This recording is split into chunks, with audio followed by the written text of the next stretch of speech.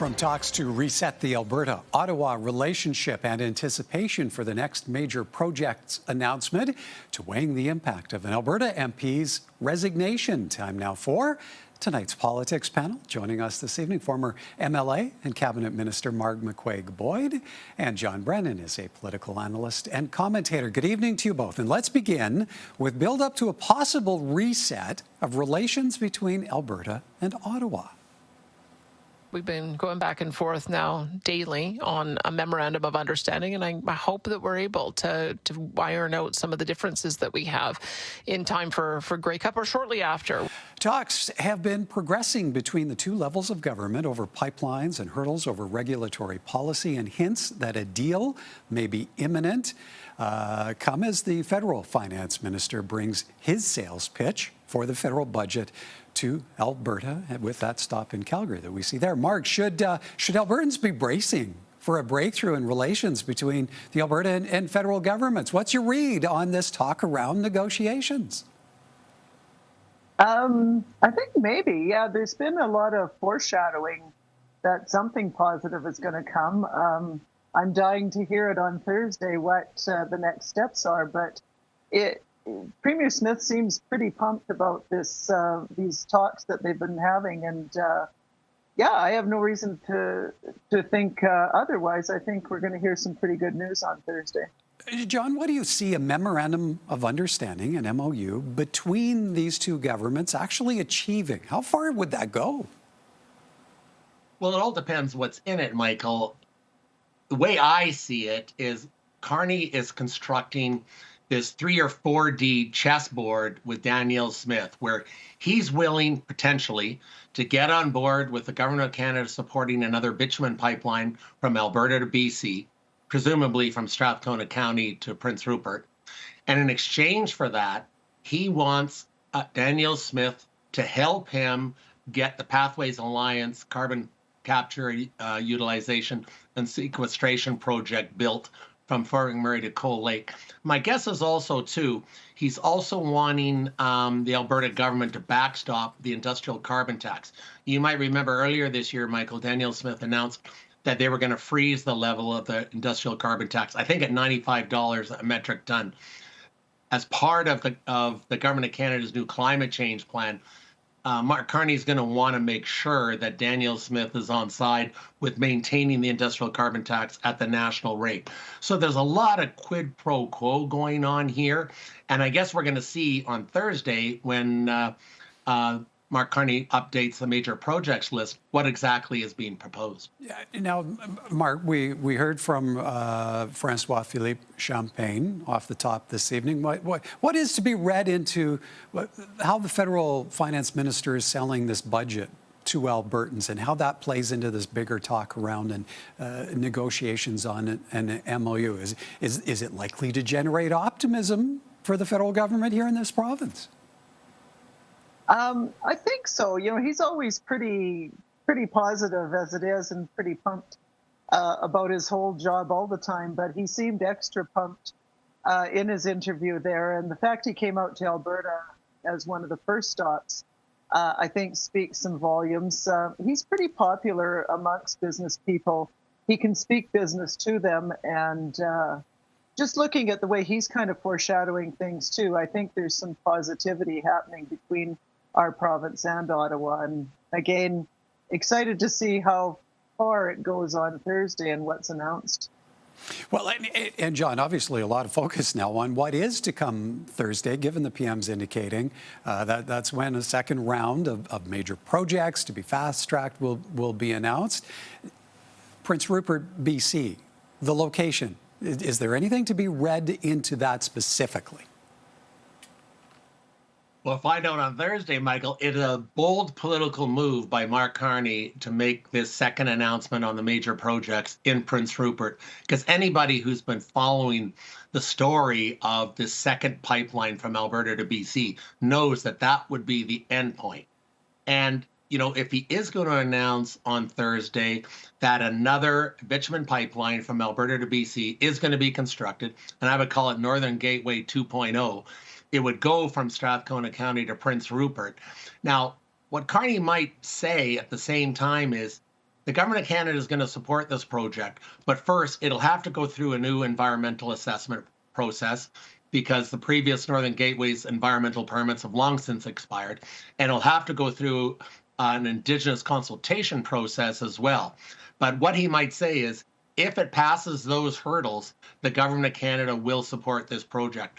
And if he does, and as I said, Michael, it'll be a bold political move, and it will certainly be welcomed here in Alberta. Well, and Mark, if we bring this back full circle, Premier Smith has put a lot of focus on a timeline hinging on projects in the Grey Cup weekend.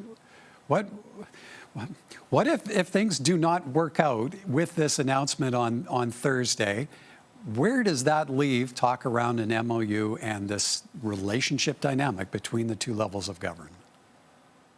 Yeah, it's going to be interesting. I think John's right. There's probably going to be not a no to a pipeline, but we need to start again and do some of the assessments. But a support of the idea of having a pipeline from Strathcona County to Prince Rupert.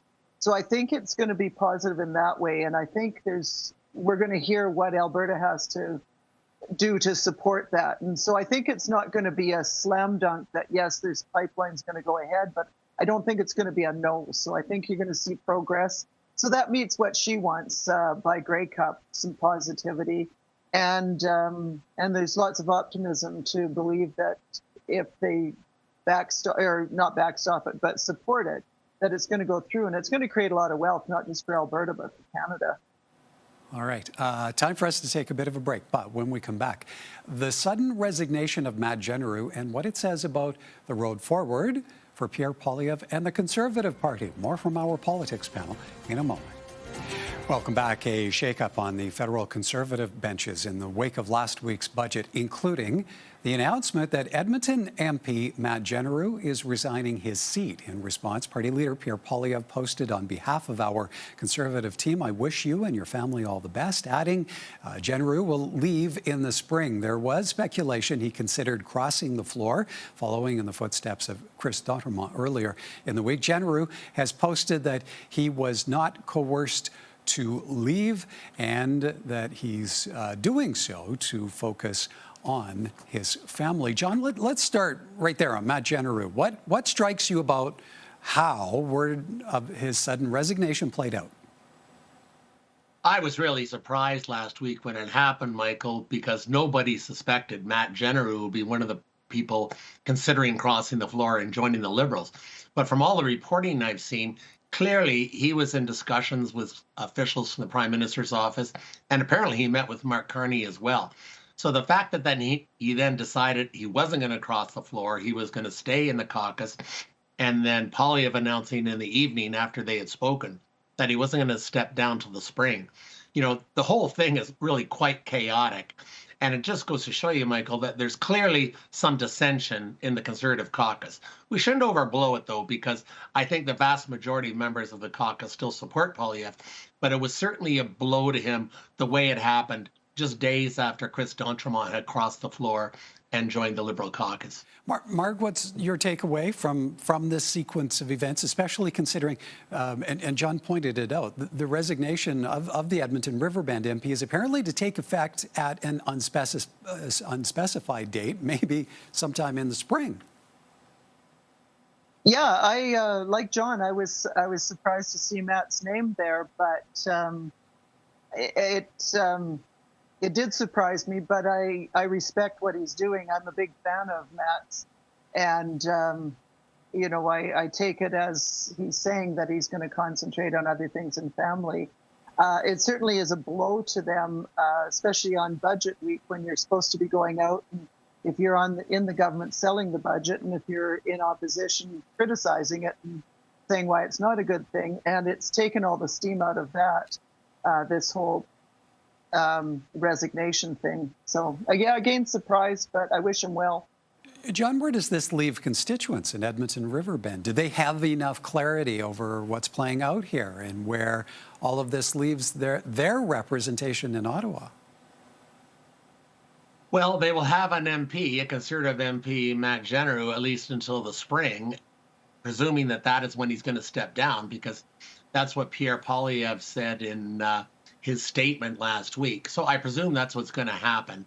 So Matt Jeneroux will continue to be the MP for the next 6 months. What'll be interesting, Michael, is to see if he shows up in the House of Commons to vote.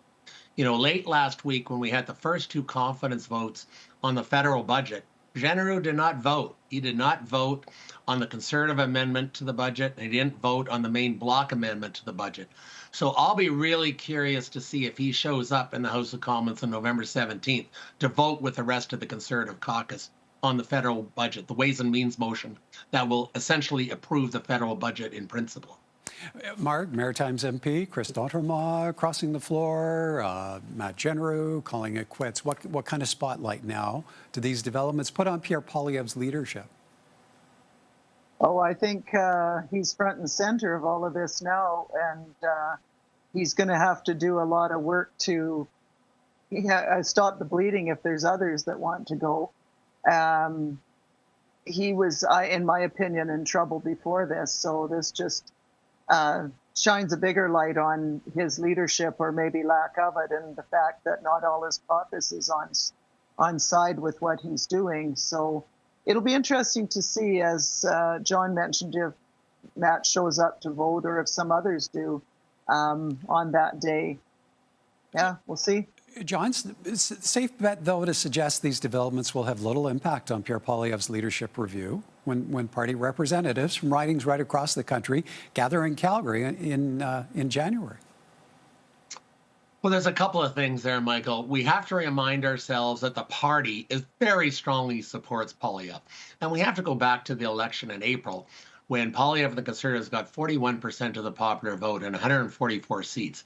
The best showing the Conservatives have had since Stephen Harper won in 2011. And so, you know, he has a strong base of support in the Conservative Party. And as you said, Michael, at the leadership review vote in Calgary in January, it's going to be the rank and file of the party that will vote. So I suspect that he's going to be okay. But, you know, the point that Marg made was right. He can't afford to lose any more MPs, because if he does, that will weaken his leadership. And the other thing I would say, Michael, as I saw the latest Nanos tracking poll that was out today, which shows the Liberals at 40% and the Conservatives at 37%, you know, it is still a very close race between the Liberals and the Conservatives. You know, they haven't lost much support, either party, since the April election. But the key figure in the Nanos poll today is that 51% of Canadians think that Mark Carney would make the best prime minister, and only 27% think that of Pierre Poilievre. That is his biggest weakness, is that most Canadians think that Carney would be a better prime minister than Pierre Poilievre. Okay, folks, we're out of time. Have to leave it there. Great to see you both. Thank you. Thanks, Michael.